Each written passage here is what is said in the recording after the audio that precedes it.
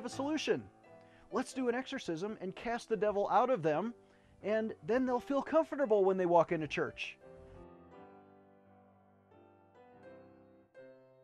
And if we Christians don't participate in their sodomy, then we can be sued, bankrupted, and jailed. And if your heart is full of corruption or sin or immorality, in this case homosexuality, then you should be discriminated against. Jesus, as the judge, will overrule the U.S. Supreme Court. It'll be printed in heaven's newspaper in 100 years that God throws them into hell. Here's my thesis: Obamacare causes cancer.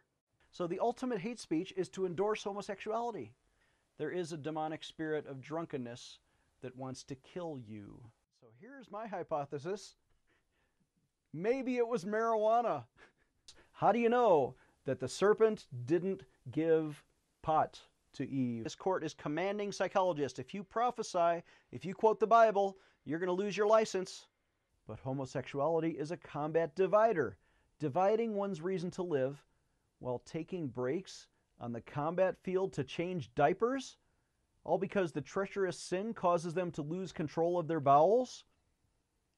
The government is going to kill anyone who stands for the U.S. Constitution. Mass graves dug by the government, this time for the cattle, but next time maybe for the cowboys, right? If troops who are retired or no longer in the active duty military, they go home and they're disarmed, then America will be defenseless. That's why Japan never invaded California, because the Californians carried guns. You know what, citizens? If you don't have a gun, I'm telling you, as a Christian chaplain, sell your clothes and buy a gun. I think Jesus would favor the Second Amendment. This is my opinion. And so in this case, the Bible talks against disarming the citizens. It says all the citizens ought to be armed so they can defend themselves against left-wing crazies who go in there to try and assault God's people. And why do you think you have hallucinations? These spiritual visions that you have are not just biological, they're actually demonic. And I say, there is a demonic spirit that is influencing some of the lawmakers. And we discern that demonic spirit of murder. By the way, we also discern the spirit of lying inside of Mr. Kirkpatrick. It's easy to say that one of those two boys is possessed by a demon.